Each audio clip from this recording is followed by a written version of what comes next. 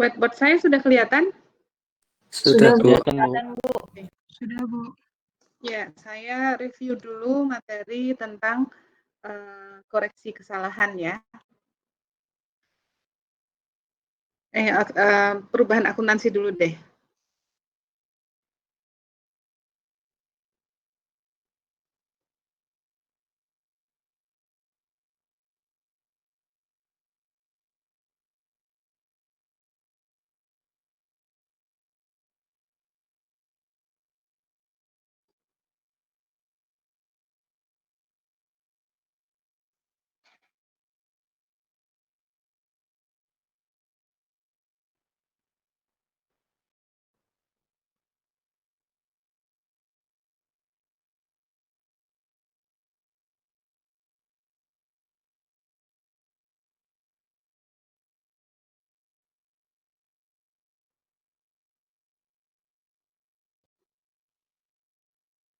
Jadi standar akuntansi mengenai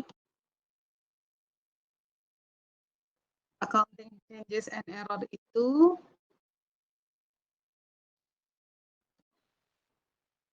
mengatur begini.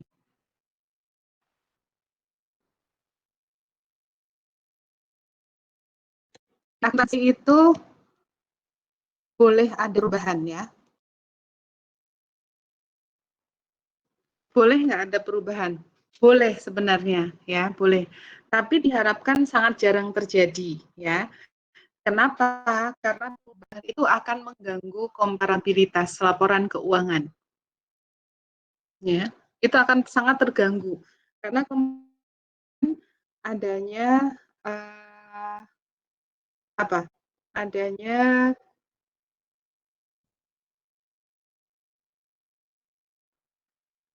konsistensi ya.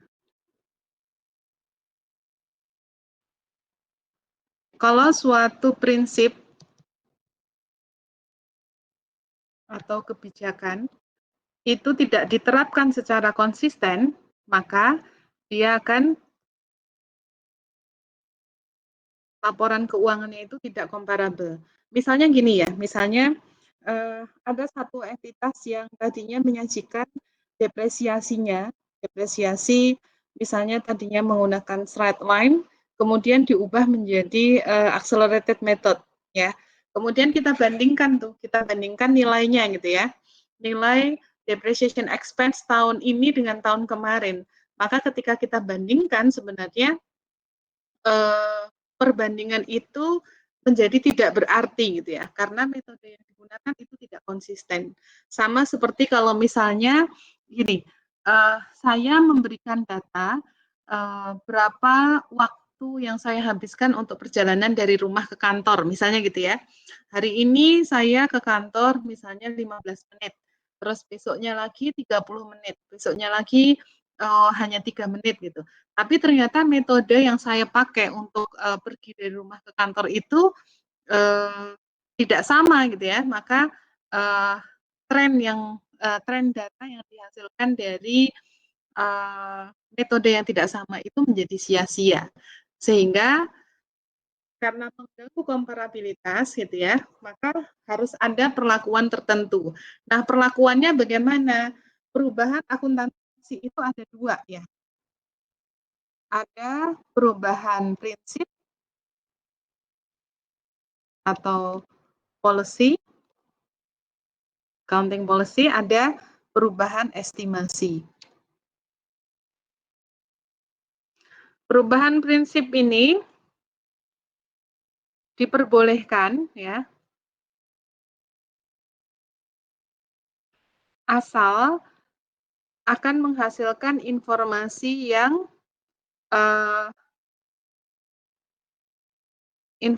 lebih berkualitas. Maksudnya informasi yang lebih berkualitas itu apa? Yang valid, Bu. Yang valid? Relevan. Apa lagi? Relevan. Yang lebih andal, Bu. Ya. Relevan, andal. Memang sekarang sudah tidak lagi menggunakan istilah andal ya. Tapi apa?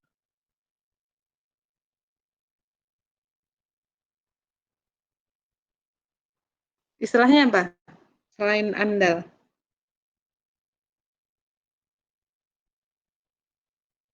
Semoga masih pada ingat ya.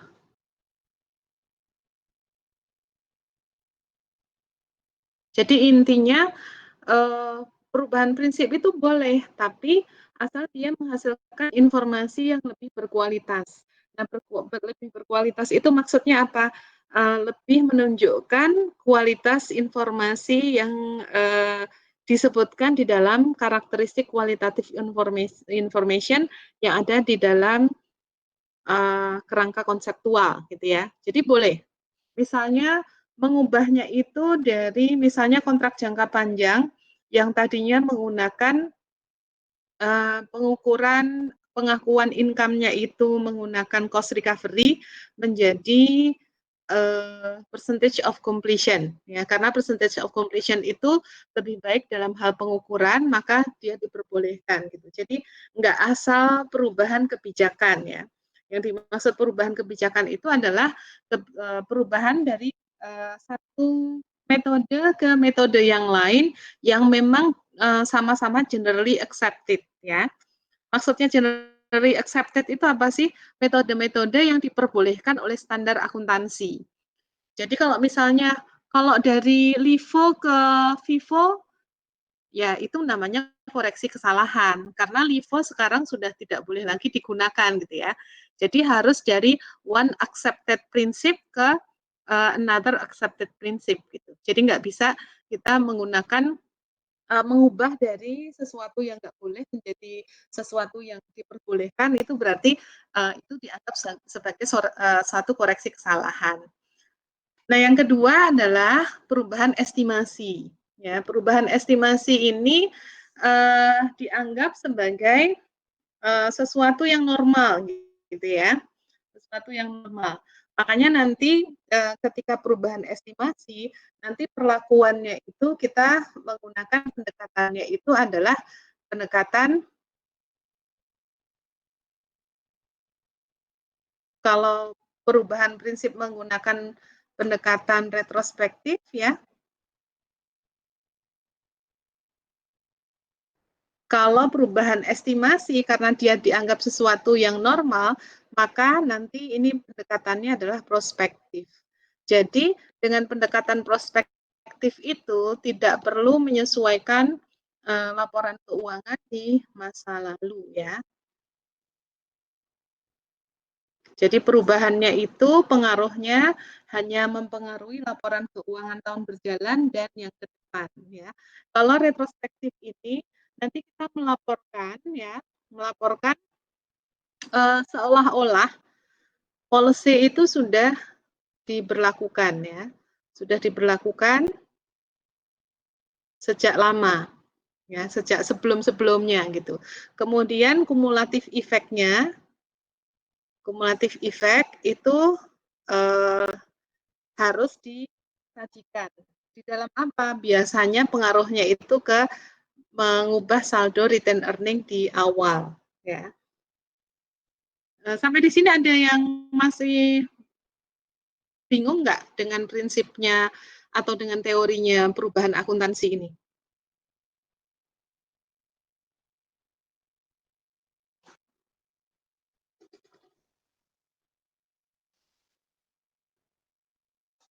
Silahkan, kalau ada yang mau didiskusikan. Mohon izin, Bu. Silahkan. Untuk yang perubahan polisi tadi, itu perubahan yang informasi tadi, Bu, untuk yang apa kalau bisa lebih andal maka boleh dirubah, itu indikatornya apa ya, Bu? Indikator yang mana? Yang memerlukan, Ini, iya, informasi lebih berkualitas ini. iya. Maksudnya indikatornya dia boleh Informasi dirubah itu seperti apa ya, Bu? semua boleh diubah, ya. Semua boleh diubah. Hanya saja karena ini sangat mempengaruhi komparabilitas informasi gitu ya, maka setiap perubahan itu harus dipertimbangkan betul dan penyusun standar itu memperkirakan bahwa perubahan ini tidak akan sering terjadi gitu. Saya ulang deh. Sebenarnya ini sudah saya jelaskan dulu, kayaknya pernah kita tentir ya. Mengenai kerangka konseptual ya, konseptual framework. Dulu sudah pernah kita bahas bahwa di dalam akuntansi itu karena kita itu lack of theory ya, jadi teorinya itu nggak banyak gitu ya, maka kita menyepakati adanya conceptual framework ya. Conceptual framework ini digunakan untuk menyusun standar akuntansi dan mengembangkan ilmu sebenarnya, mengembangkan accounting science, dan ini berlakunya itu secara internasional ya. Semua profesi akuntansi, semua penyusun standar itu mengacu pada conceptual framework yang berlaku secara internasional. Memang di setiap negara kemudian dibuat conceptual framework sesuai dengan ininya masing-masing ya, kebijakan di negaranya masing-masing. Tetapi kita berkiblat pada conceptual framework yang mengacu pada yang disusun oleh International Accounting Standard Board. Kemudian conceptual framework ini digunakan untuk dasar penyusunan accounting standard gitu kan. Kemudian, nah accounting standard ini berlaku di satu negara. Memang kita juga berkiblat pada standar akuntansi yang berlaku internasional ya, IAS dan IFRS. Di Indonesia kita mengacu ke sana, tetapi pendekatannya di Indonesia itu adalah konvergensi. Sehingga mungkin ada bagian-bagian IAS, IFRS itu yang kita tidak terapkan di Indonesia, dan biasanya waktu penerapannya juga berbeda. Ada lag ya. Di sana misalnya berlaku di 2018, kita di 2020 misalnya gitu ya. Jadi ini levelnya itu berlaku di suatu negara ya, accounting standard itu. Nah, bagaimana satu entitas perusahaan misalnya ya menerapkan accounting standard ini, maka dia akan menyusun namanya accounting policy ya, accounting policy, kebijakan akuntansi ya. Kebijakan akuntansi. Atau ini bedanya apa sih? Bedanya adalah kalau di dalam standar itu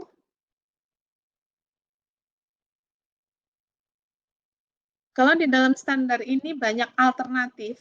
Maksudnya apa? Alternatif metode ya. Misalnya dia mengatur bahwa depresiasi itu bisa menggunakan metode straight line, bisa menggunakan accelerated method, bisa menggunakan unit of service misalnya gitu ya. Nah, di accounting policy ini sudah pilihan nih. Ini sudah pilihan. Misalnya untuk gedung, satu entitas itu memilih untuk menggunakan straight line. Untuk peralatan misalnya menggunakan accelerated method dan sebagainya. Jadi di sini itu sudah pilihan yang ditentukan oleh entitas. Jadi di dalam accounting policy itu nggak mungkin menyebutkan misalnya depresiasi bisa menggunakan straight line, accelerated method atau unit of production, tidak seperti itu. Jadi di dalam kebijakan akuntansi perusahaan itu sudah memilih untuk building misalnya gitu ya, itu ditetapkan menggunakan straight line. Jadi dia sudah pilihan-pilihan. Nah, ini boleh berubah nggak? Ini boleh diubah. Ya, asal perubahan itu memang tadi menghasilkan informasi yang lebih baik. Dalam hal apa? Itu sifatnya itu kualitatif.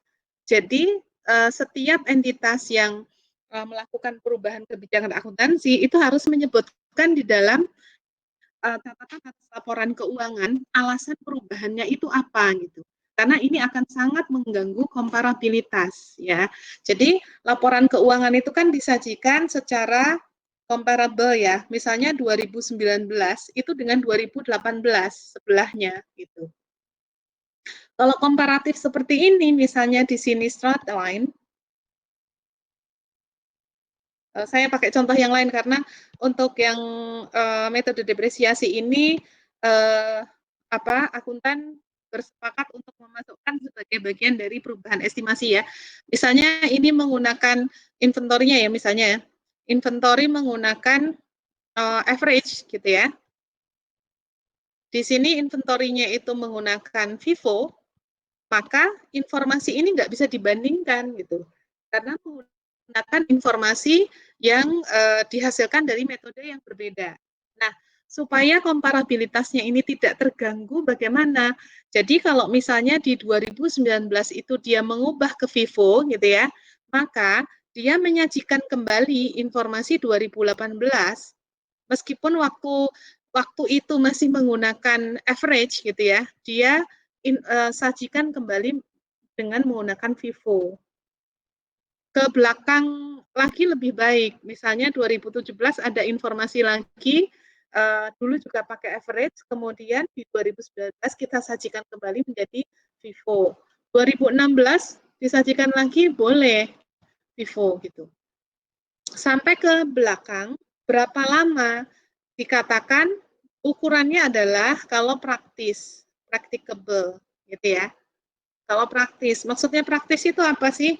Perusahaan itu bisa menyajikan itu dengan mudah tanpa kos yang besar, ya, tanpa kos yang besar. Makanya kalau ditanyakan boleh nggak sih policy atau kebijakan akuntansi itu diubah? Ya boleh gitu ya, tetapi karena dia akan sangat mempengaruhi kualitas informasi, maka harusnya itu jarang terjadi gitu. Ya, perubahan kebijakan itu harusnya jarang terjadi. Begitu. Ada lagi? Silakan. Yang mau didiskusikan?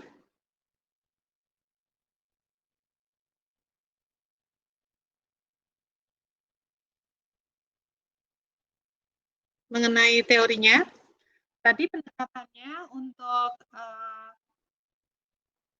perubahan policy itu akan kita laporkan secara retrospektif gitu ya. Maksudnya retrospektif seperti tadi, menyajikan kembali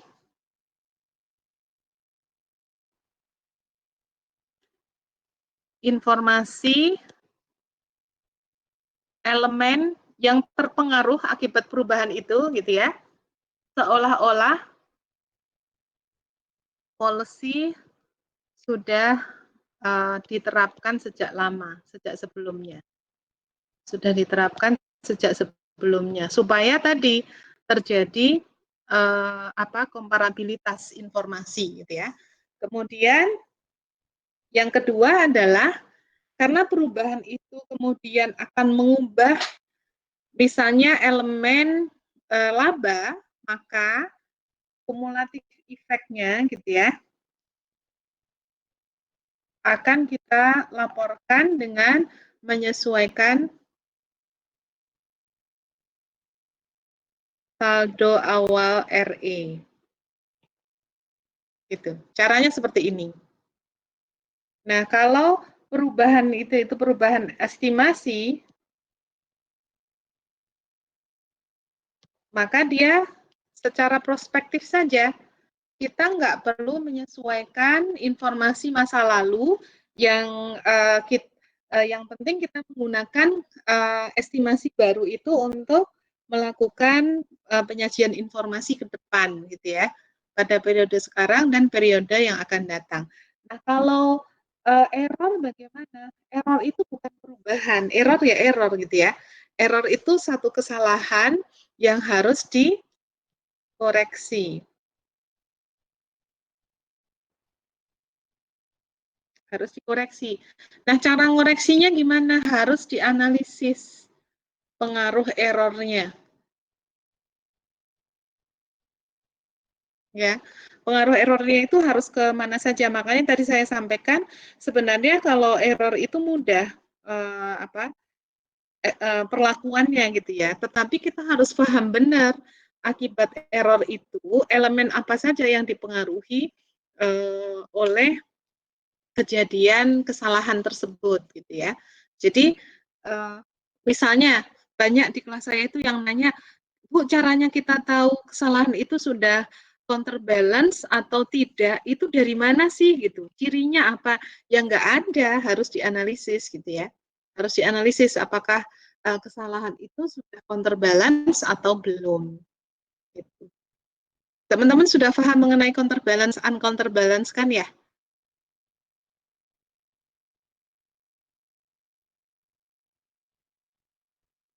Belum terlalu, Bu. Saya masih Oke. bingung tentang counterbalance itu, Bu. Maksudnya kayak gimana gitu yang kesalahan yang counterbalance? Kesalahan itu counterbalance pada umumnya jika kesalahan itu ditemukan ketika perusahaan sudah melewati 2 tahun, 2 periode, ya. Ketika sudah melewati 2 periode, biasanya itu terjadi counterbalance. Misalnya gini, tahun 2018, ya,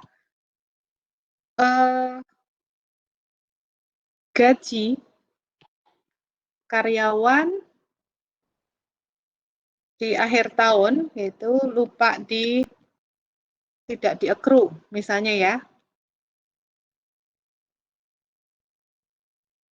Nanti kita lihat apakah counterbalance atau tidak.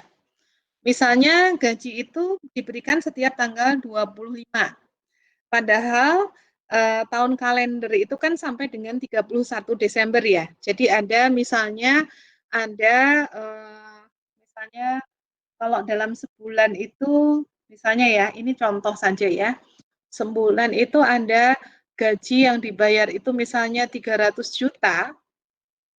Ini saya kasih contoh saja, angkanya ngasal ya. Terus minggu terakhir itu harusnya di-accrue 50 juta tuh. Ya. Jadi harusnya kan dicatat wages expense gitu ya. Misalnya ya, pada wages payable sebesar 50 juta. Terus di tanggal 31 Desember. Nah, ini tidak dicatat nih. Lupa, tidak di-accrue gitu ya.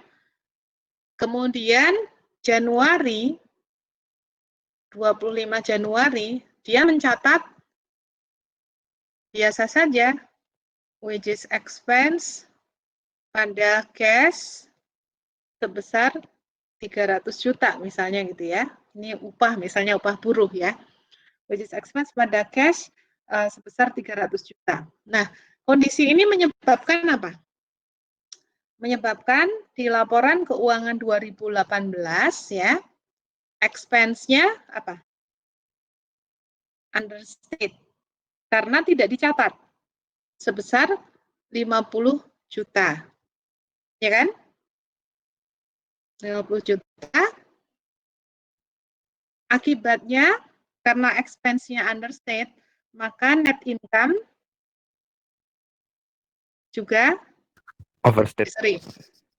Net income-nya overstate ya. Akibatnya adalah net income overstate. Saya abaikan dulu pajaknya biar mudah ya. Overstate 50 juta juga. Akibatnya juga RE-nya ya, retain earning di 2018 itu overstate juga ya. Overstate 50 juta. Terus di 2019 kan harusnya expense-nya itu hanya 250 kan yang bulan Januari ya. Iya, Bu. Harusnya, tapi dia membebankan 300 tuh. Expense overstate 50 ya. Net income understate 50 dan RE-nya kalau sudah ditutup sudah ke RE ya. Kalau sudah ditutup yang laporan keuangan 2019. Understate juga 50 juta. Artinya apa sih? Kalau kesalahan itu ditemukannya sesudah ya, kesalahan itu ditemukannya itu sesudah laporan keuangan 2019 ditutup, ini sudah counterbalance. Ini misalnya close. Ini juga close ya. Ditemukannya itu di 2019 ketika sudah ditutup nih. Maka ini counterbalance.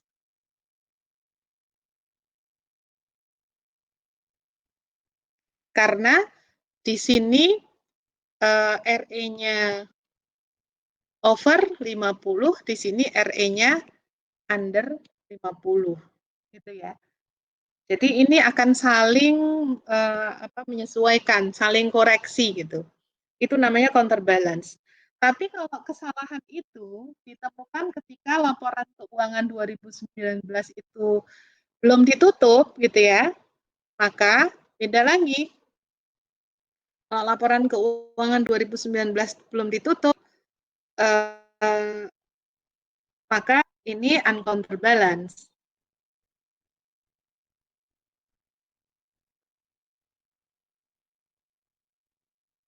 Jadi ini belum sampai di close nih, belum sampai di close ya. Expense-nya kan overstate 50.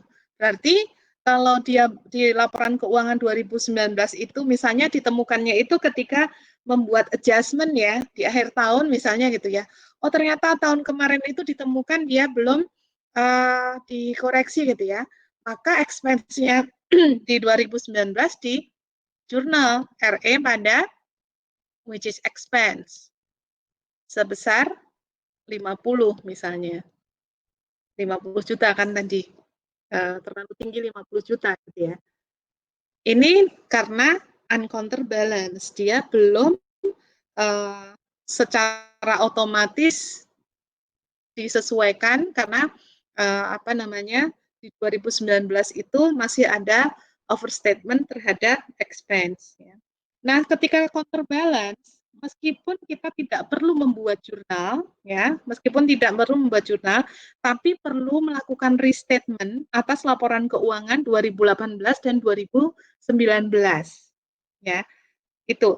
Tapi kalau misalnya uncounterbalance seperti ini, masih perlu jurnal penyesuaian dan nanti kita lakukan restatement untuk 2018 karena 2018 harus disajikan kembali dengan jumlah yang benar. Apakah sudah bisa difahami untuk counterbalance dan uncounterbalance?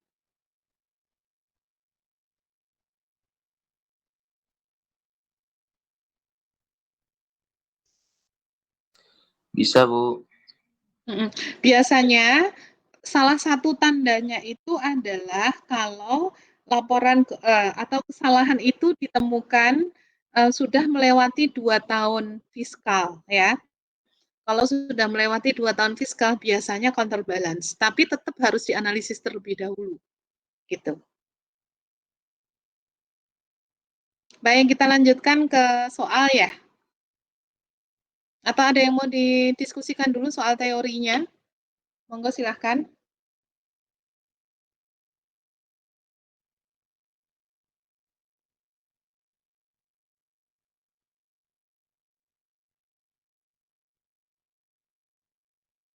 Lanjut aja, Bu, nggak apa, Bu? Lanjut saja. Baik, kita lanjutkan ke soal. Soalnya yang mana yang mau dibahas? Yang prioritas dulu. Yang 18-19 aja dulu, Bu. 18-19 ini. Yang ini bukan? Tadi saya dikirimin sama Ada 2, Bu. Apa nih? Hah? Iya, ada 17-18, ada 18-19. Nggak apa-apa sih, Bu. Yang mana aja. Oke,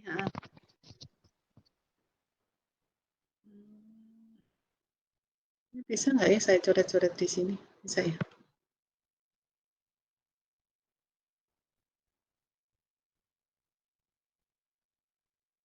Nah, kok hilang? Mana tadi?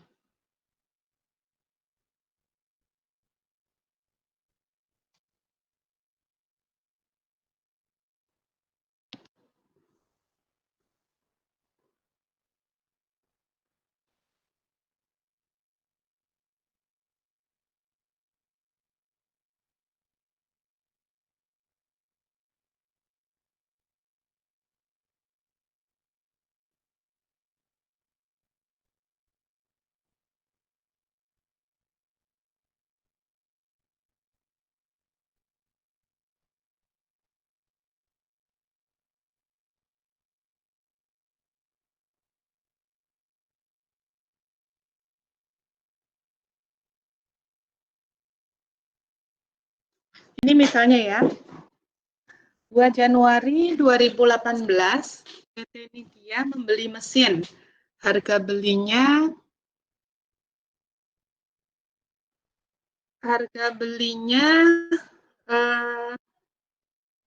73.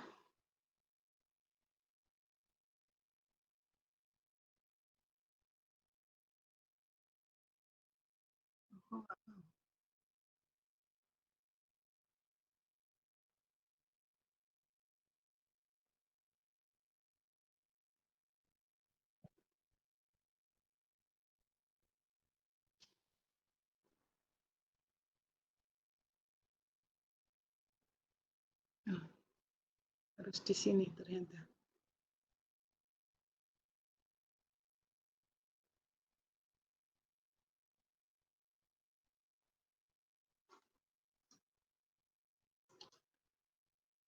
Ya, harga belinya 73 juta gitu ya.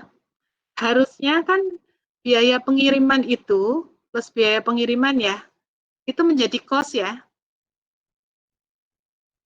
Ini harusnya cost kan, tapi dia membebankan cost itu ke beban operasional, ya, membebankan cost itu ke beban operasional.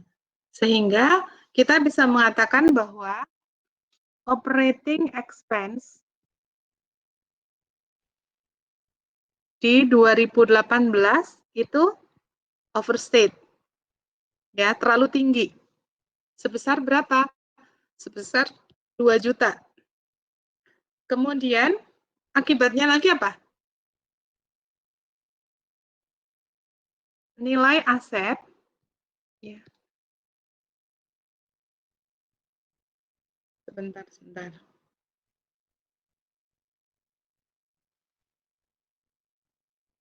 Nilai aset understate sebesar 2 juta. Ya. Akibatnya lagi depresiasi understate dan akumulasi depresiasi juga understate ya. Nah, terus taksirannya 10 tahun, kemudian ditemukannya kesalahan itu di 2019 ya, ditemukan kesalahan itu di 2019. Nah, ternyata saya nggak bisa nulis di sini ya, sebentar.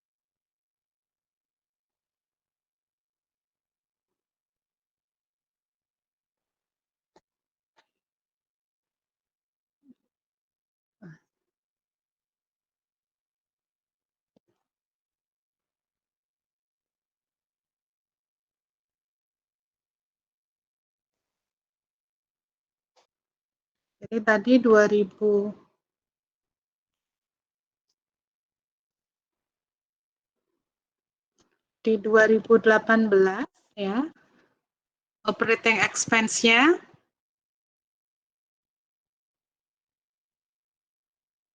terlalu tinggi sebesar 2 juta.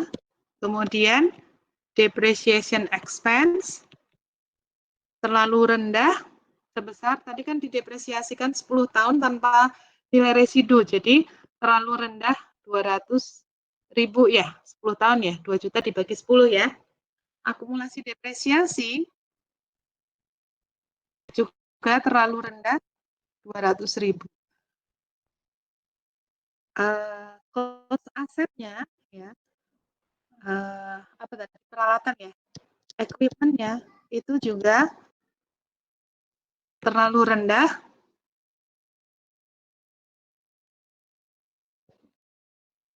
sebesar 2 juta, karena harusnya Tadi biaya angkut tadi itu dicatatnya di equipment. Nah, kesalahan ini ditemukan di 2019. Nah, di sini depreciation expense dan operating expense kan sudah ditutup ya. Jadi RE-nya terlalu apa? RE-nya akibatnya bagaimana? Terlalu tinggi ya, Bu? RE-nya terlalu tinggi? 1,8 juta. Betul. RE-nya terlalu tinggi 1,8 ya. Kemudian akumulasi depresiasi ini kan karena dia akun yang sifatnya itu akun real gitu ya. Maka dia akan terlalu rendah 200.000 gitu ya. Equipment itu terlalu rendah 2 juta. Jadi kalau kesalahan itu ditemukan di 2019, maka dia akan mencatat equipment atas koreksi kesalahan di 2018 itu ya, equipment 2 juta, RE-nya terlalu tinggi, RE-nya terlalu rendah dong. Maaf, bukan terlalu tinggi. Apa sih? 9 minta tolong kakak. RE-nya terlalu rendah ya, maaf tadi saya salah. Kan operating expense-nya itu 2 juta, harusnya kan dia tidak masuk ke expense, harusnya masuk ke equipment gitu ya. Ini terlalu rendah 2 juta, tapi terlalu tinggi, dibebani terlalu rendah 200.000 gitu ya, sehingga netnya adalah dia terlalu rendah 1,8. Jadi RE-nya harus ditambahkan 1,8, kemudian accumulated depreciation ditambahkan 200.000 gitu. Gampang kan ini ya? Nah, kalau yang seperti ini tidak bisa counterbalance ya. Meskipun dia sudah berlalu berapa tahun, semakin besar kesalahannya gitu. Kalau dia dibiarkan tidak segera dikoreksi. Bisa dipahami atau ada yang mau didiskusikan lagi mengenai kesalahan ini? Mohon izin Bu, tadi putus-putus Bu. Oh gitu. Iya Bu, mohon izin. Diulang ya. Terus equipment berkurang sampai 2 juta Bu. Berkurang, terlalu rendah ya. Turun. Berkurang sama terlalu rendah beda ya. Iya Bu. Jadi kan tadi kondisinya adalah dia salah menyajikan biaya angkut atas pembelian equipment 2 juta ya. Salah nggak biaya angkut diakui sebagai expense? Salah, Bu. Salah, harusnya jadi Dimasukin. Kapitalisasi, harusnya Bu. menjadi cost of asset ya. Nah, makanya koreksi kesalahan itu harus paham betul salahnya di mana gitu. Jadi kalau nggak paham materi-materi sebelumnya, udah yang koreksi kesalahan tinggal saja, karena itu pasti nanti bingung nanti gitu ya. Jadi kesalahannya adalah dia memasukkan atau mengakui biaya angkut 2 juta itu sebagai expense, harusnya dia diakui sebagai equipment gitu ya. Sehingga equipment-nya itu disajikan terlalu rendah sebesar 2 juta kan? Oke, sudah bisa difahami di situ ya? Izin bertanya, Bu. Uh-huh. Di soal kan sayangnya PT Nidia mencatat kos mesin ke beban operasional ya, Bu. Uh-huh. Kos mesin itu bukannya harga beli yang 73 ditambah biaya pengirimannya yang 2 juta ya, Bu? Atau gimana, Oh, itu Bu? semuanya salah. Kalau kos mesin bukannya harga beli ditambah biaya pengirimannya ya, Bu? Oh, Atau saya gimana? kira yang salah itu cuma biaya pengiriman saja. Ini semuanya salah ya? Kalau menurut saya iya, Bu. Soalnya PT Nidia mencatat kos mesin ke beban operasional. Nah, Oke. terus, Kalau kesalahannya seperti itu, kalau kesalahannya seperti ini, seperti persepsinya, ini kan kesalahannya ekstrim ini.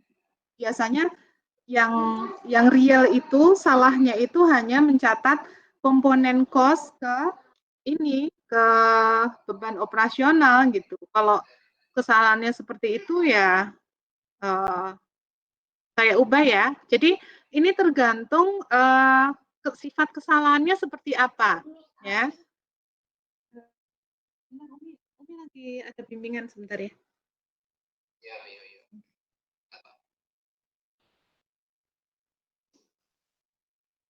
Saya ubah kalau gitu ya.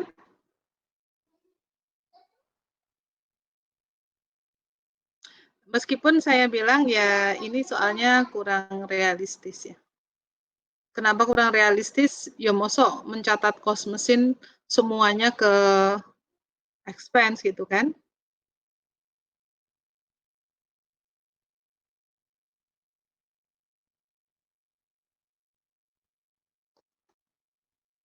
Oke, saya ulang kalau gitu. Dia harusnya harga beli tadi 73 juta, kemudian transportasi 2 juta. Harusnya ini kan masuk ke equipment ya. Harusnya masuk ke equipment 75 juta. Tapi ini dicatatnya misalnya ke operating expense.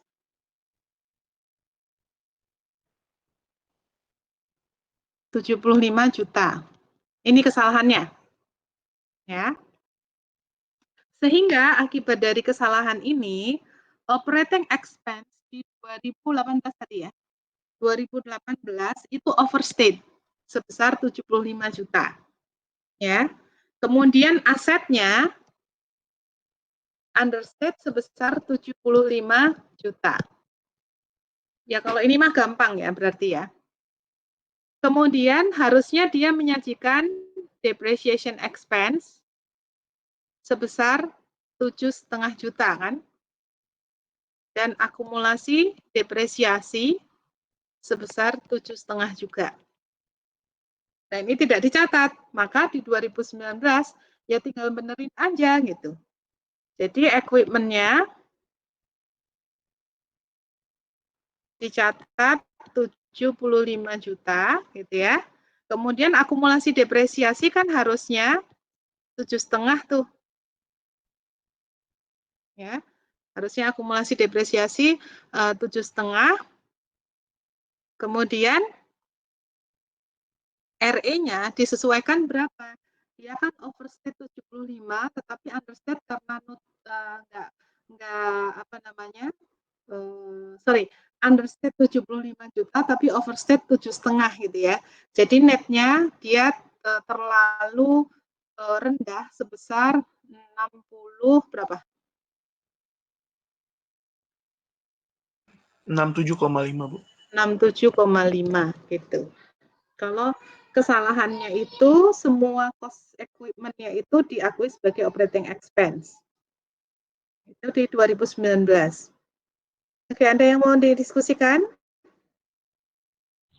Maaf Bu, Maaf di Bu, sini ada ada nilai VLB ditulis gak? Gimana satu-satu? Coba satu-satu. di soalnya asetnya memiliki nilai sisa Bu, nilai residu. Oh, ada nilai residu berapa? 12,5 juta Bu. Oh ya dikurangi. Ngitung depresiasinya itu ngaruhnya kan ke perhitungan depresiasi. Ini saya nggak bisa kalau pakai Google Meet itu memang saya nggak bisa dua itu ya, nggak bisa bisa nggak sih dua jendela gitu? Jadi ada nilai sisanya. Ya tinggal disesuaikan ya, sudah paham kan? Harus dijelaskan lagi. Harus dijelaskan lagi nggak?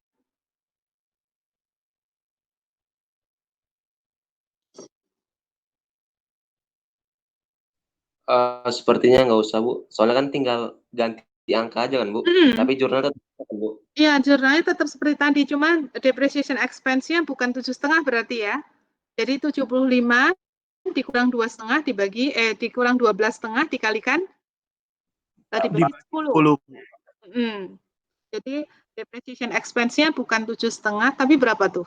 Udah pada hitung belum? Dikurang 6250 12,5 Bu. itu 67 berapa? Jadinya 6250 ya. Iya Bu. Akumulasi depresiasinya juga 620 6250. Jurnalnya sama, tapi apa namanya? Saldo RE-nya jadi berbeda koreksinya gitu. Ya udah nggak usah diulang lagi ya yang ini ya.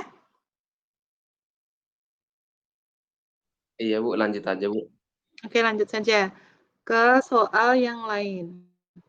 Bu izin nanya dulu Bu, soal ini kan koreksinya ditemukan pada akhir 2009 ya Bu? 2019. Ini kita harus ngejurnal depresiasi buat 2018 juga nggak Bu? Menjurnal depresiasi 2018. Maksudnya menjurnal depresiasi 2018 itu gimana Mbak? Di jurnal koreksinya Bu, jadi jurnalnya ditambahin depreciation expense gitu. Lah, tadi kita ngapain? Tadi kita koreksi itu ngapain? Berarti langsung equipment pada accumulated sama RE aja Bu, jadi di debitnya nggak ada depreciation expense lagi ya? Expense-nya 2018 itu sudah ditutup belum Mbak?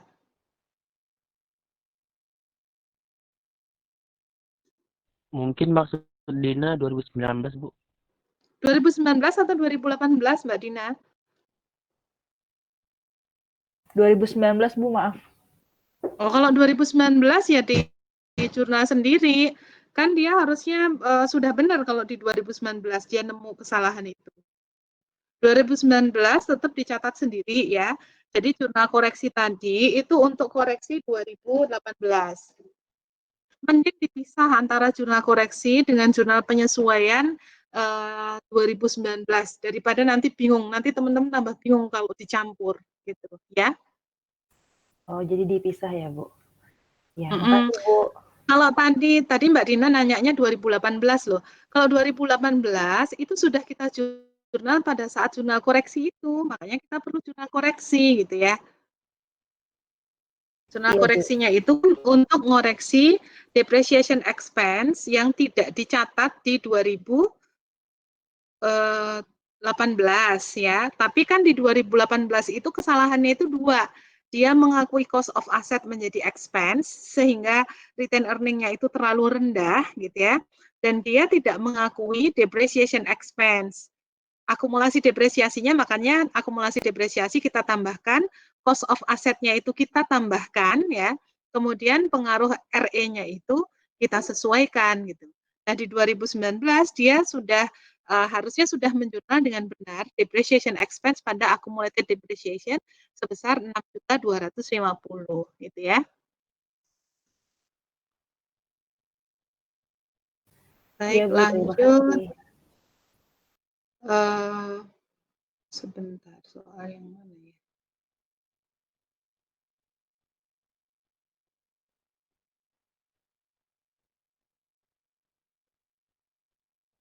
Ya.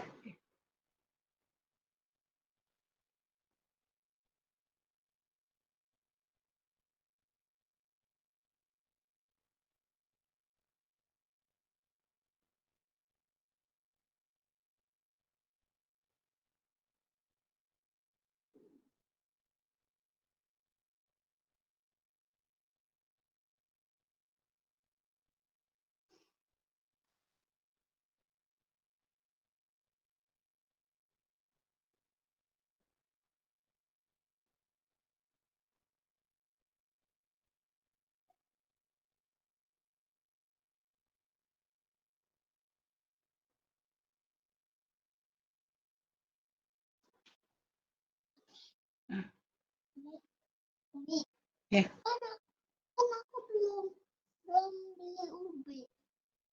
Sudah sayang. Mana di bawah? Ada di bawah. Tolong dong. Buat apa? Besok ya, besok buat sekolah.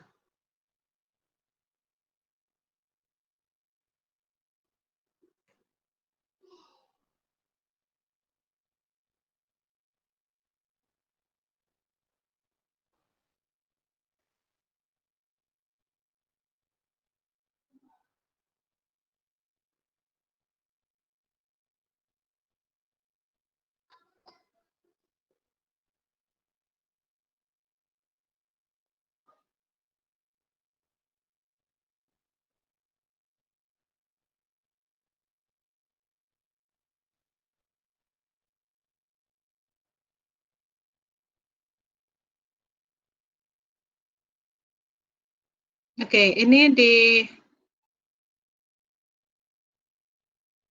layarnya udah kelihatan ya? Kelihatan, Bu. Kelihatan, Bu. Kalau soalnya nggak kelihatan ya kalian ya?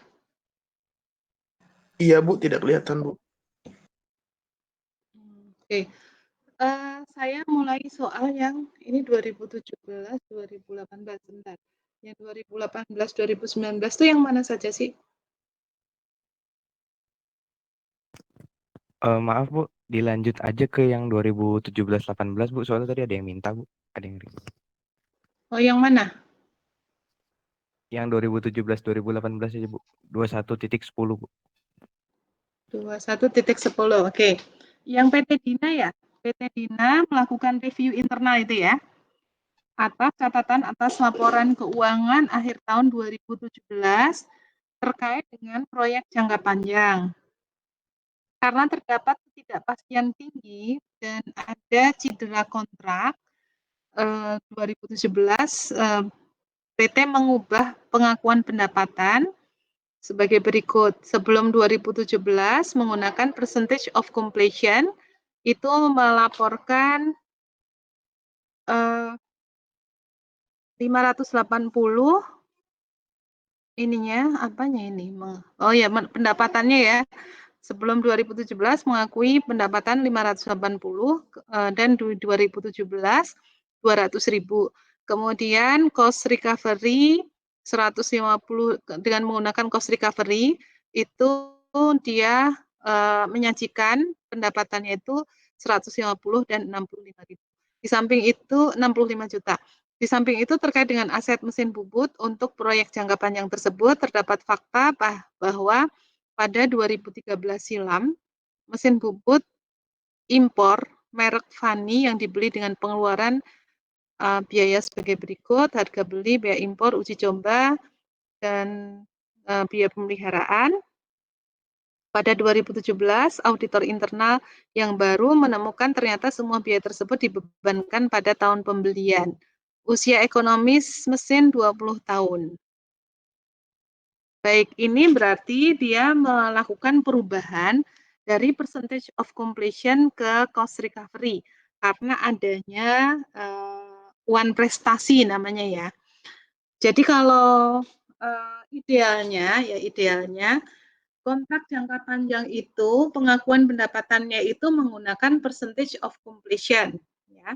Tetapi karena di sini itu ada one prestasi, maka dia tidak bisa menggunakan percentage of completion, tetapi dia menggunakan cost recovery. Ya, akibatnya adalah revenue-nya ya yang percentage of completion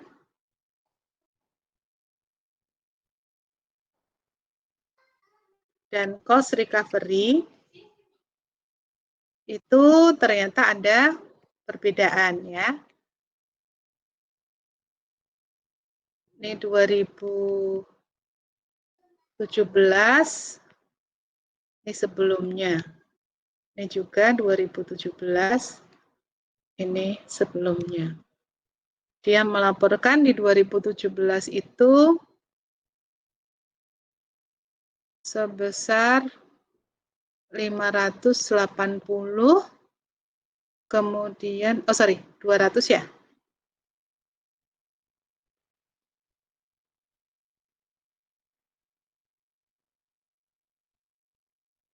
Ini 200, sebelumnya 580.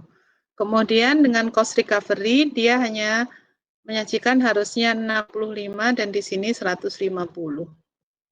Nah, akibat perubahan ini pajaknya berapa diketahui nggak? Dan pajaknya menggunakan metode yang mana? Oh ya, ini laba sebelum pajak 25% ya. Itu ada keterangannya ya, laba sebelum pajak 25%. Jadi ini pengaruhnya adalah kalau ada perubahan, jadi revenue-nya ini berarti kategorinya apa ini?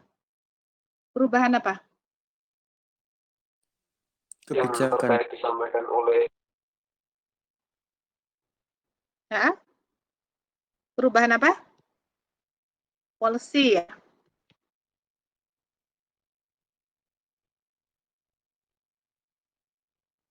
Perubahan policy ini.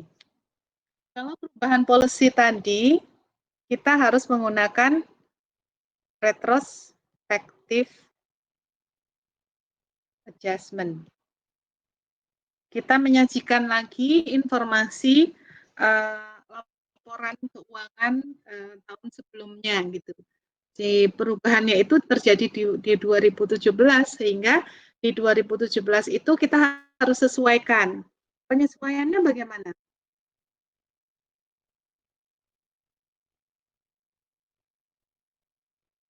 Elemen apa saja yang dipengaruhi, elemen apa yang harus diubah? Elemen laporan keuangan yang mana yang harus diubah?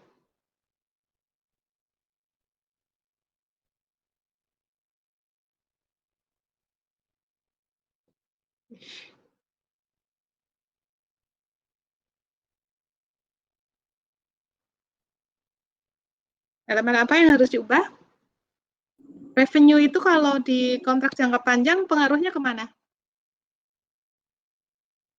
RE ya, Bu. CIP bukan, Bu? Ya? CIP, Bu.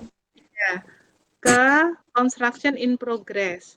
Kalau dari percentage of completion yang tadi revenue-nya itu 200, ke cost recovery yang revenue-nya itu ternyata cuma 65 gitu ya. Sorry, yang sebelumnya dulu ya. 580 ke 150 berarti CIP-nya itu di debit atau di kredit? Kredit, Di Bu. kredit. Di kredit sebesar 135 ya. di kredit sebesar 135. Jadi construction in progress. Nah, makanya harus paham benar kalau apa namanya pengakuan revenue di kontrak jangka panjang itu kan pengakuannya itu selisih dari revenue itu atau profitnya itu kan diakui di CIP ya. Bedanya dulu, bedanya. Bedanya cost recovery dengan percentage of completion itu adalah kalau di cost recovery itu dia hanya mengakui pendapatan sebesar cost, ya. Kalau di percentage of completion itu dia mengakui pendapatan itu sebesar persentase penyelesaian dari kontrak tersebut gitu ya. Sehingga kalau di percentage of completion di sini diakui 580 itu di dalamnya adalah ada profit gitu kan. Sedangkan profit di percentage of completion itu akan mendebit ke construction in progress. Semoga pada nggak lupa itu. Sehingga koreksinya gimana? Koreksinya adalah di CIP-nya di kredit. Sebesar berapa?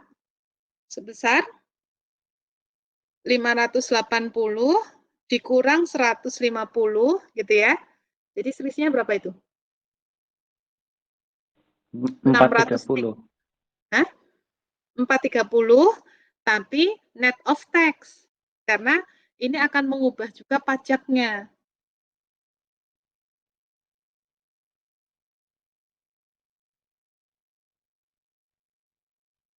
Akan mengubah pajaknya.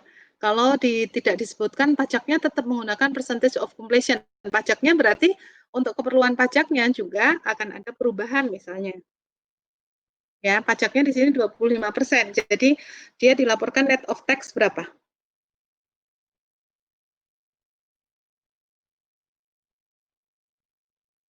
$430 dikalikan 75% ya. Berapa itu? 322.500, Bu. 322.500. Terus yang di debit apa?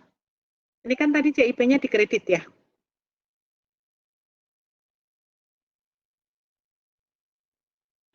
RE, Bu. RE, ya. Terus apa lagi?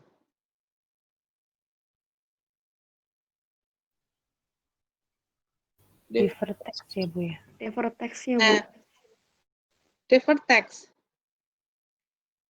Kenapa deferred tax?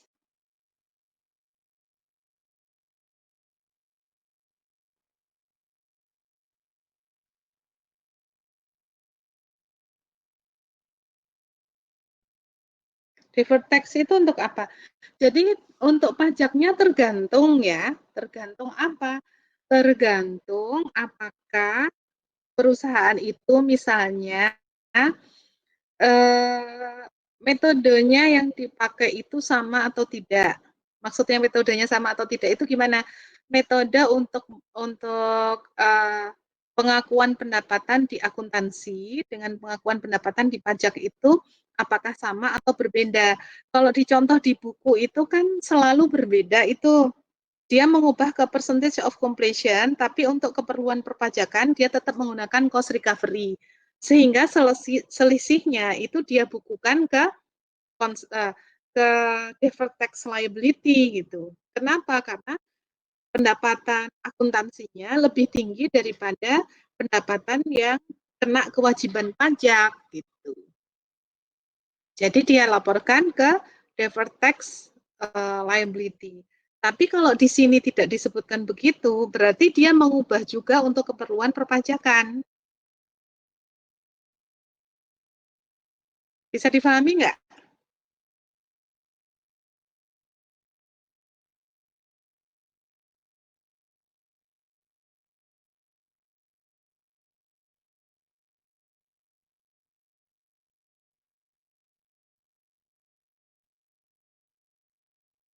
Apakah bisa difahami? Tolong ulangi lagi, Bu. Ya, jadi tadi kan teman-teman menjawab dibukukannya ke deferred tax liability gitu ya. Ya kan? Nah, sebenarnya tidak begitu, tidak selalu ke deferred tax liability. Deferred tax liability itu untuk membukukan, kan katanya sudah dapat perpajakan juga ya, mestinya sudah paham sih. Untuk membukukan perbedaan metode yang digunakan di dalam perpajakan dan akuntansi. Kalau di buku itu contohnya selalu ke deferred tax liability. Kenapa? Karena ketika ada perubahan metode di akuntansi, dia tidak mengubah metode yang digunakan di perpajakan. Jadi misalnya gini, untuk long term contract itu, untuk keperluan perpajakan, dia tetap menggunakan cost recovery.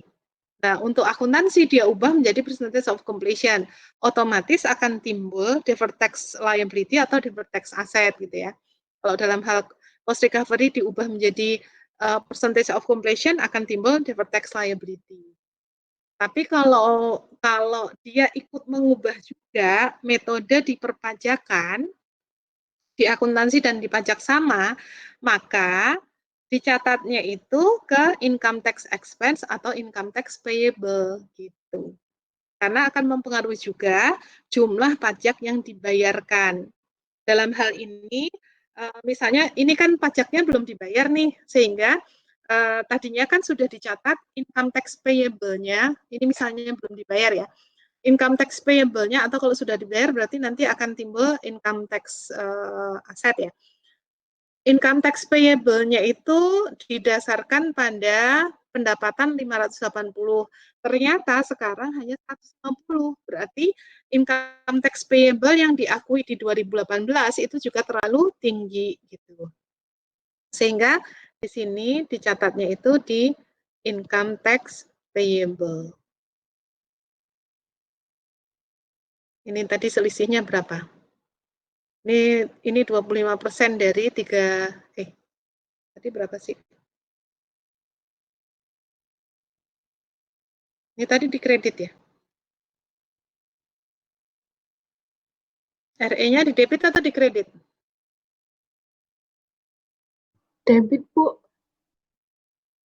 Di debit sebesar?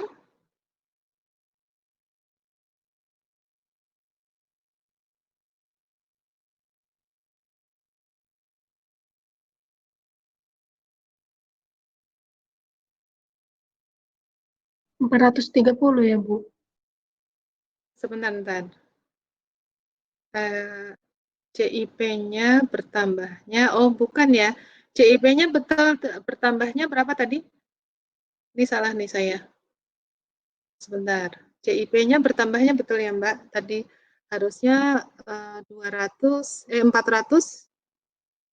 Ini kan 580 dikurang 150 ya? 430 gitu. RE-nya 233 berapa tadi? 75%-nya? 75% dari 430 berapa? 322.500. 322.500 ya. Di sini 322.500. Di sini selisihnya karena income tax payable-nya kan bertambah 25% dari selisih itu gitu. Jadi jurnalnya seperti ini. Tapi ini tergantung ya, income tax payable ini bisa berubah menjadi income tax deferred tax payable atau berubah menjadi deferred tax asset tergantung kondisi perusahaan itu gitu. Kalau dia sebelumnya itu sudah ada deferred tax payable, bisa deferred tax payable-nya itu di debit gitu ya. Tapi kalau dia netnya itu aset, maka bisa diakui deferred tax asset. Lagi-lagi itu tergantung apakah dia menggunakan kebijakan akuntansi yang sama untuk perpajakan dan akuntansinya. Jadi kalau ada perbedaan itu kita akan membukukan ke deferred tax asset atau deferred tax liability. Tapi kalau metode yang digunakan di akuntansi dan perpajakan itu sama-sama diubah, maka pengaruhnya adalah ke income tax payable atau income tax expense atau akun-akun yang terkait dengan pajak yang harus dibayar, gitu ya. Jadi tidak deferred income tax liability.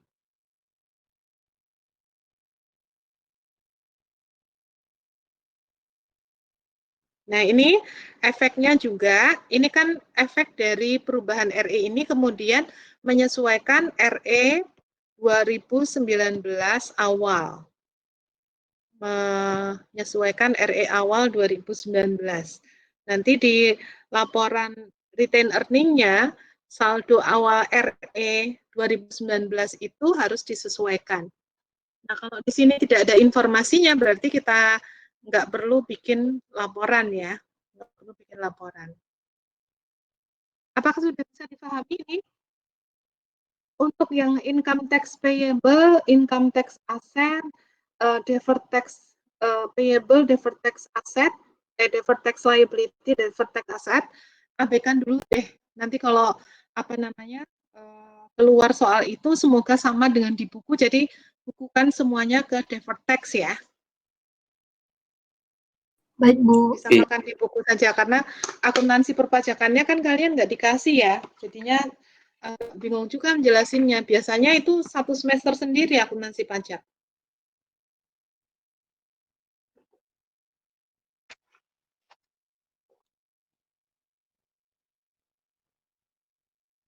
Kemudian yang nomor 1 ini kan sama dengan yang tadi, saya nggak usah ulang dong ya. Yang terkait dengan aset mesin bubut itu ada kesalahan ya. Ini anggap saja semuanya juga deh. Semuanya itu dibebankan ya, dibebankan pada tahun pembelian. Sehingga ini koreksinya sama seperti tadi. Yang B ini, atas mesin bubut itu disamakan dengan perlakuan akuntansi yang tadi soal 2018-2019 tadi ya. Nggak usah diulang kan?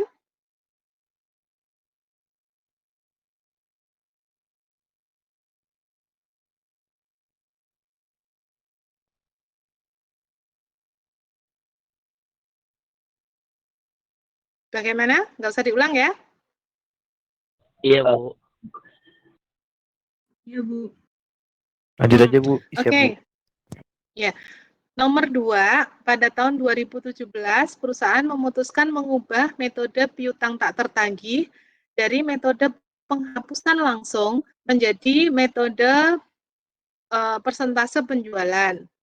Perusahaan telah mengakui bad debt expense akibat piutang yang benar-benar tidak tertagih dengan rincian sebagai berikut. Nah, ini kategorinya apa ya? Ini kategori apa nih, yang nomor 2 ini?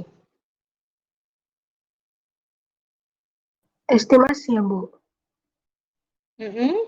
Ada yang mau menjawab yang lain?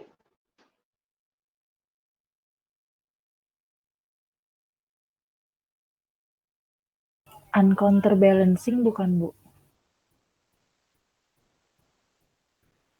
Diklasifikasikan dulu. Apakah ini perubahan kebijakan, perubahan estimasi, atau koreksi kesalahan?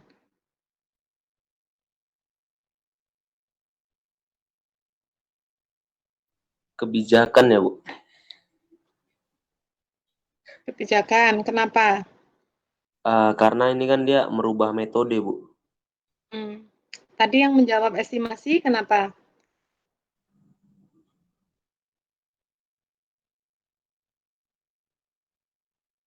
Alasannya apa? Karena penyisihan itu estimasi nggak sih, Bu? Saya juga bingung, Bu. Terus yang lain? Yang tadi uncounterbalance ya? Tadi ada yang menjawab uncounterbalance ya?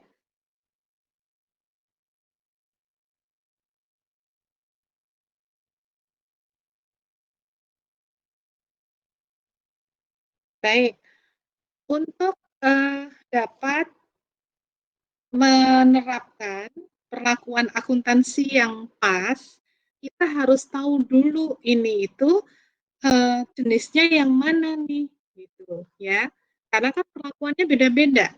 Apakah ini perubahan kebijakan, apakah ini perubahan estimasi, atau ini kesalahan. Ya, jawabannya adalah ini kesalahan. Kenapa? Direct method itu sudah lama sekali dilarang digunakan, ya. Jadi kalau perubahan kebijakan itu harus dari one accepted principle ke another accepted principle gitu. Jadi kalau misalnya dari sesuatu yang salah menjadi yang benar, itu berarti koreksi kesalahan gitu ya. Bisa dipahami ya? Nah, berarti kalau dia dikategorikan koreksi kesalahan, koreksinya itu bagaimana? Apakah pengaruhnya itu pada periode berjalan, pengaruhnya pada masa yang akan datang saja, atau pada periode berjalan dan masa yang akan datang?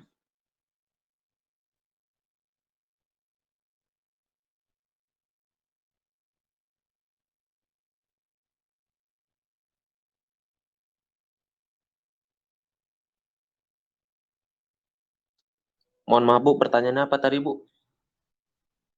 Kalau ini dikategorikan sebagai koreksi kesalahan, pengaruhnya itu pada periode berjalan saja dan di masa yang akan datang atau pada periode berjalan saja.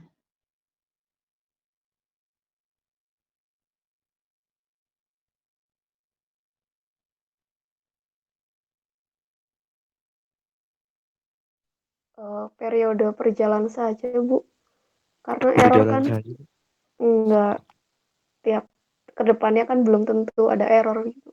Iya, Tapi ini juga kan dia mengubah metode ya. Mengubah metode tapi diakui sebagai error. Kenapa? Karena ini pengaruhnya itu dua, Mbak. Ke depan dia harus mengubah menjadi persentase penjualan. Ya. Pada periode berjalan dia harus koreksi kesalahan gitu. Jadi ini ada dua nih, koreksi kesalahan karena dia mengubah dari metode piutang tidak tertagih dari penghapusan langsung dari direct method menjadi metode yang benar gitu kan dengan menggunakan persentase penjualan gitu ya. Sehingga pengaruhnya ini adalah pada periode berjalan dan periode yang akan datang. Periode yang akan datang dia sudah tidak boleh lagi menggunakan metode penghapusan langsung. Nah, ketika dia menggunakan metode penghapusan langsung di 2017, dia mengakui expense atas penjualan di 2016, di 2017 ini ya, 2016 itu sebesar itu 41.900.000. Kemudian di 2017 atas penjualan 2016 mana ini?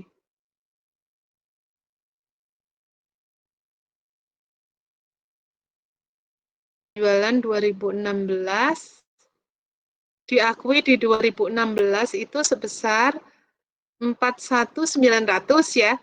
Kemudian di 2017 dia menghapuskan piutang dari penjualan 2016 sebesar 12.800.000 dan dari penjualan 2017 itu dia hapuskan 55 juta.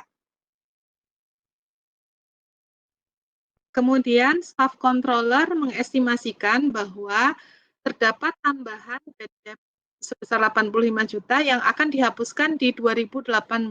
Ini ditemukannya kapan sih ini? 2017 ya mengubah metodenya. Ada bad debt tambahan di 2018.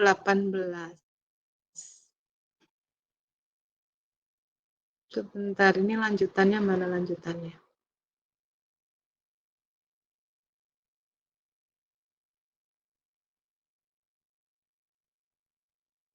Nah, di 2018 penjualan 2016 31.500, penjualan 2017 itu 54 juta. Kemudian yang di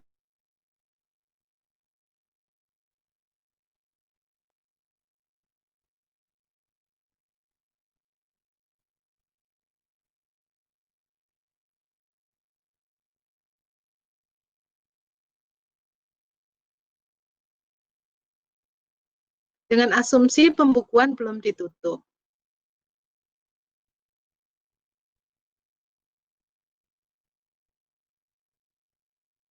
Ini kok saya agak bingung ya. Ini kayaknya mungkin ada kesalahan ya. Ini kan posisi 2017, tapi kok sudah ada informasi 2018 ya?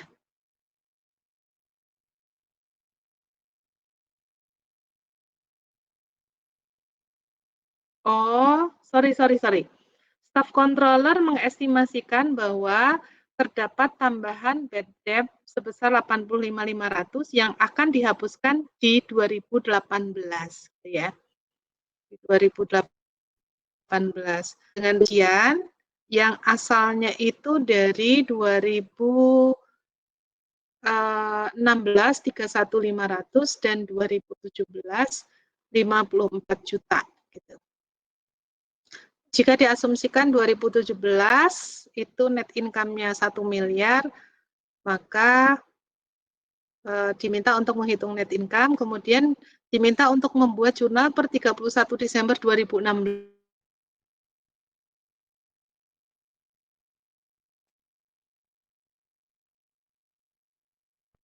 Agak jelimet ya soalnya ini.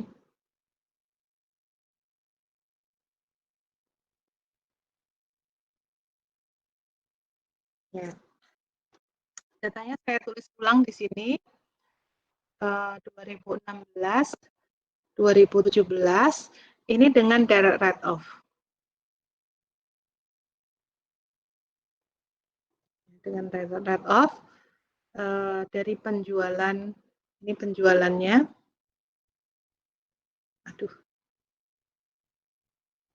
penjualan 2016 ini 41.900, kemudian dari penjualan 2017 di sini 12.800 dan 55. Estimasi terdapat tambahan bad debt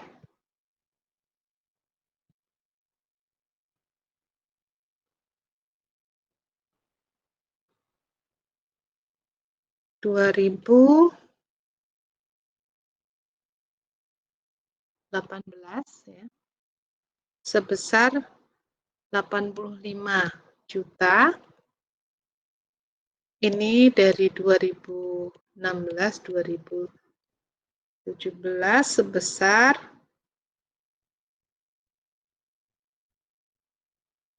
31.500 dan 54.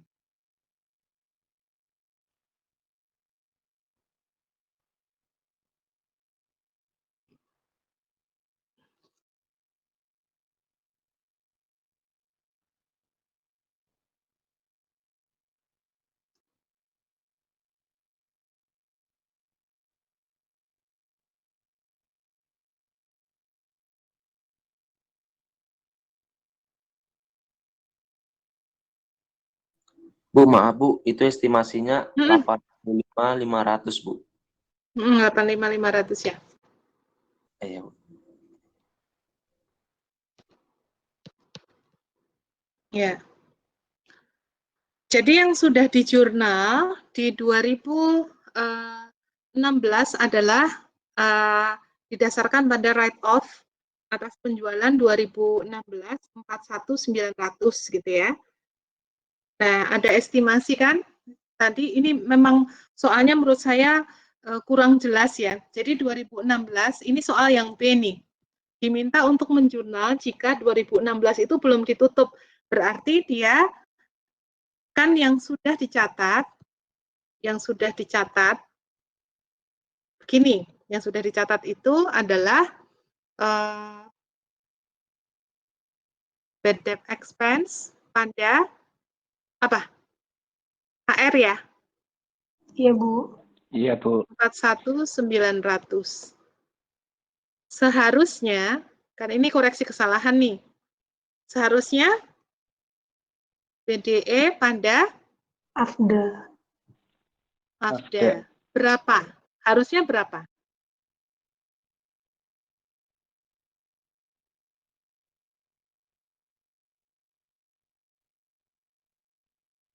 Harusnya berapa? 41.900. Enggak dong, kalau 41.900 itu kan didasarkan pada yang sudah benar-benar tidak bisa tertagih. Harusnya didasarkan pada prosentase penjualan gitu kan. Oh iya. Makanya ada estimasi tambahan yang tadi. Ini estimasi tambahan bad debt itu akan dihapuskan di 2018 gitu ya. Berarti ini didasarkan pada estimasinya ini salah nih, harusnya ditambahkan sekian gitu. Harusnya dia 41.900 ditambah 31.500 harusnya. Jadi kalau dia itu laporan keuangannya belum ditutup, maka dia akan mencatat gimana? BDE-nya ditambahkan, BDE-nya ditambah 31.500, kemudian AR-nya dikembalikan 41.900, kemudian AFDA-nya berapa? 73.400 ya? Gitu. Ini jurnal koreksi. Jika 2016 belum ditutup. Asalnya dari mana sih? Ini asalnya adalah tadi yang seharusnya adalah BDE pada AFDA. Jumlahnya berapa? Harusnya 73.400 gitu ya. Mestinya sih lebih mudah kalau ini dikasih perhitungan penjualannya dan prosentasenya berapa gitu. Cuma kalau menyajikan informasinya ini jadi kalian bingung kan? Ini kan yang sudah dihapus nih, yang sudah dihapus 2016 itu 41.900. Tapi kalau dia mengubah menggunakan persentase penjualan, maka diestimasikan ada bad debt lagi sebesar 85.500. Asalnya dari mana? Dari 2016 itu 31.500 dan 2017 54 gitu, ya.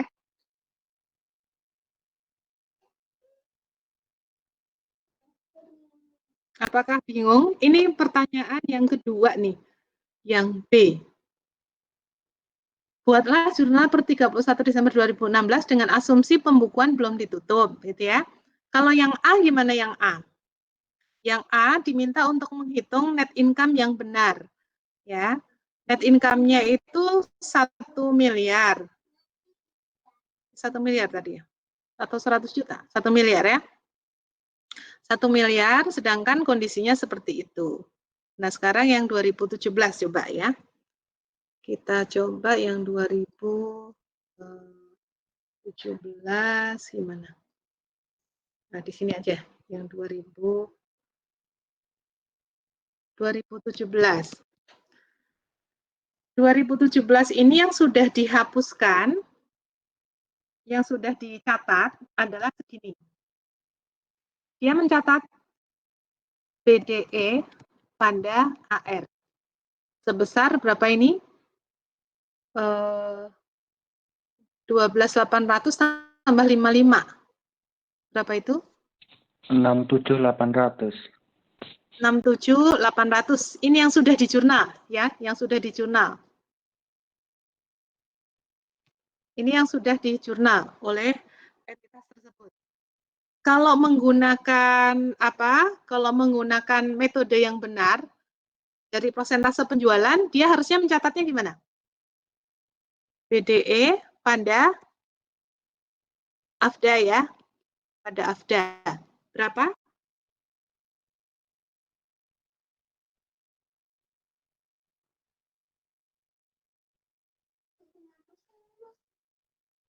$67.800 ditambah berapa tadi? 85.500 ya tadi ya. Halo? Ditambah 54 apa gimana, Bu? Ditambahnya 85 kan tadi estimasi controllernya tadi. 85.500 kan?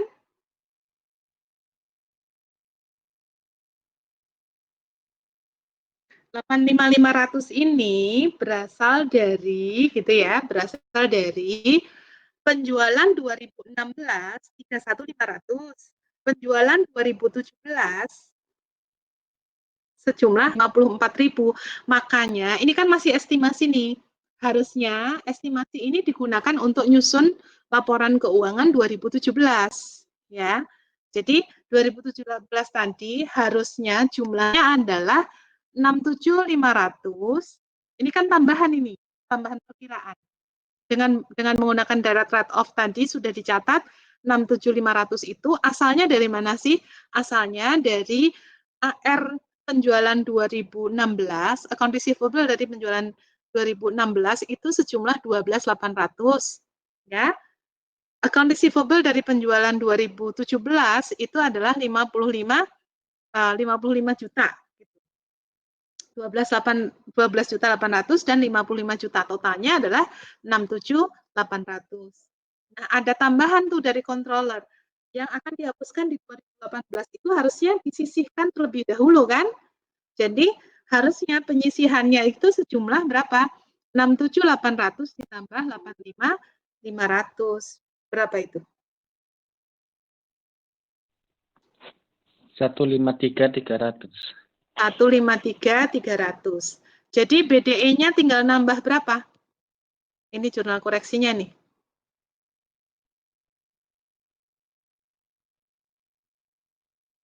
Tinggal nambah 85.500. Kemudian Tadi kita salah ngerjain yang 2016 dulu ya. Yang ditanyain kan 2000. Ini asumsikan 2016 itu belum ada jurnal loh ya. Asumsikan dia perubahannya kan di 2017 ya. Jadi 2016 tadi beda lagi. Afdanya itu harusnya 500 ditambah itu tadi 153 300. AR-nya dikembalikan. AR-nya 67.800 gitu. Ya. Sehingga kalau ditanya net income yang benar ya, net income yang benar tadi 1 miliar kan saya ngilangin 030 di belakang ya. Koreksi BDE-nya koreksinya adalah sebesar 85.500. Jadi berapa ini? 914.500. Gitu. Net income yang seharusnya.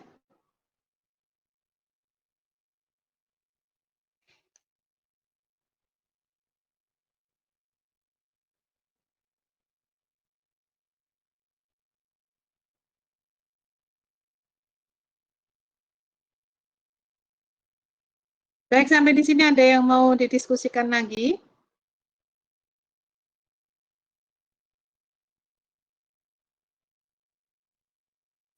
Bu, berarti maksud soal yang dihapuskan pada tahun 2018 itu, Bu, nanti jurnalnya AFDA pada AR ya, Bu, maksudnya, Bu?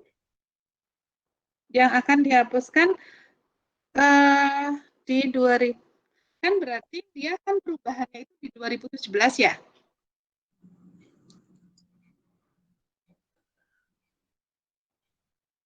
Tadi kan sudah, bukan jurnalnya? Jurnal yang mana? Ini loh jurnalnya. Dia harus nambahin bad debt expense-nya, nambah 85.500 ya. Kemudian AFDA-nya, kan dia mencatatnya tadinya itu BDE pada AR. Karena menggunakan data write-off kan, dengan menggunakan data write-off tuh kondisinya begini. Dan dia mengubah tuh. Jadi ini saya mengasumsikan yang ini sudah dicatat. Yang 12.800 dan 55 itu sudah dicatat di BDE pada AR. Gitu. Ini kan direct write-off nih. Terus kita ubah menjadi persentase penjualan. Menjadi metode allowance ya. Maka allowance-nya dimunculkan karena sebelumnya ada allowance nggak? Nggak ada, Bu. Nggak ada. Allowance-nya jadi total 153.300. AR-nya nggak boleh langsung dihapus gitu kan? Kalau dengan menggunakan metode allowance kan AR-nya nggak boleh dihapus. Jadi dimunculkan dulu AR-nya 67.800. Kemudian BDEP-nya 85.500. Nah, kalau misalnya ya, ini sudah benar-benar harus dihapuskan kok. Berarti ini jurnalnya ini kita tinggal sesuaikan lagi. Berarti kalau sudah benar-benar dihapuskan kan AFDA pada AR ya. Sejumlah berapa? 67.500. Ya, 67.500. Jadi sisanya adalah AFDA-nya 85.500 dan bad debt expense-nya 85.500 gitu. Jadi tinggal menjurnal yang tambahan tadi kalau memang ini didasarkan pada yang sudah benar-benar dihapuskan. Jadi tinggal ngoreksi itu saja.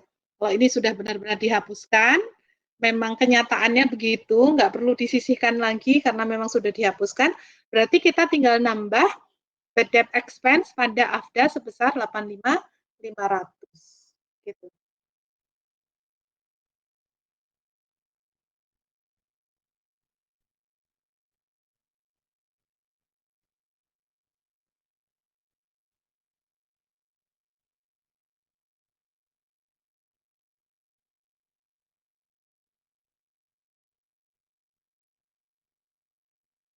Baik, untuk sementara sampai di sini dulu ya kalau nggak ada. Untuk 2 soal itu dulu saja. Yang soal yang lain silahkan nanti kalau pas ngerjain bingung gitu ya, di-post saja di grup ya. Di-post saja di grup. Oke, Bu. Siap, Bu. Apa namanya, memang koreksi kesalahan ini gini, koreksi kesalahan ini agak sulit kalau kita nggak paham betul tadi ya, akuntansi atas transaksinya tersebut gitu ya. Tapi ingat bahwa ini hanya dibahas di satu pertemuan. Artinya apa? Proporsi nilainya itu pasti lebih kecil dibandingkan dengan revenue recognition dan apa? Leasing ya. Revenue recognition dan leasing. Jadi kalian harus berstrategi. Kalau ini dianggap sulit banget gitu ya, mending kita prioritaskan yang lain yang lebih bisa dikuasai gitu ya. Tapi sebenarnya materinya itu penting banget gitu. Kenapa? Ketika kita jadi auditor itu nggak bisa nemu kesalahan-kesalahan itu kalau kita nggak paham akuntansi atas satu transaksi gitu. Kita nggak bisa nemu kesalahannya kalau kita memang nggak paham benar gitu. Dan auditor harus membantu si auditinya untuk benerinnya itu gimana gitu ya di ketika kalian bekerja gitu. Jadi ini harus dipahami benar. Tapi kalau untuk keperluan ujian, jangan gini, jangan fokus di sini terus, kemudian melupakan yang lain karena proporsi nilainya untuk koreksi kesalahan mungkin tidak sebesar untuk pengakuan pendapatan dan leasing.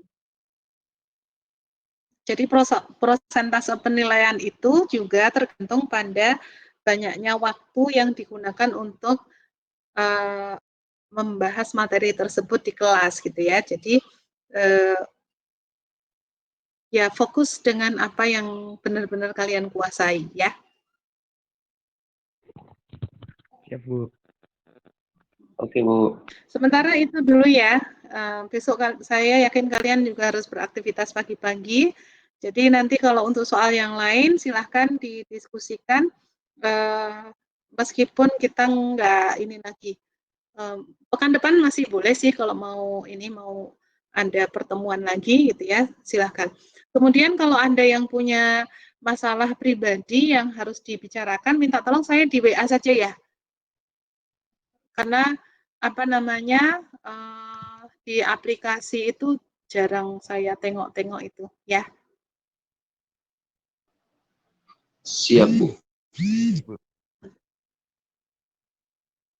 Baik, untuk pertemuan hari ini kita cukupkan sekian. Jangan lupa, oh ya, tipsnya sudah dikerjakan belum? Olahraga? Sudah, Bu. Udah, Bu. Semoga beneran sudah ya. Jadi kalian insya Allah bisa menghadapi ujian dengan lebih bugar badannya. Karena kalau sudah belajar sungguh-sungguh tapi kemudian nanti pas ujian itu badannya nggak fit ya sia-sia gitu ya. Jadi tetap dijaga keseimbangannya antara belajar dan kesehatan fisiknya ya dan kesehatan mentalnya tentu saja ya. Ya, Bu. Ya, baik. Untuk pertemuan kali ini saya cukupkan sekian. Mohon maaf kalau ada kesalahan. Ya, sampai ketemu lagi pekan depan. Kalau kita masih mau ketemu boleh.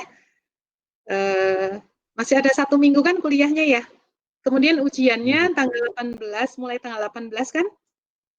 Iya, Bu. Iya, Bu. Jadwalnya enak nggak jadwalnya?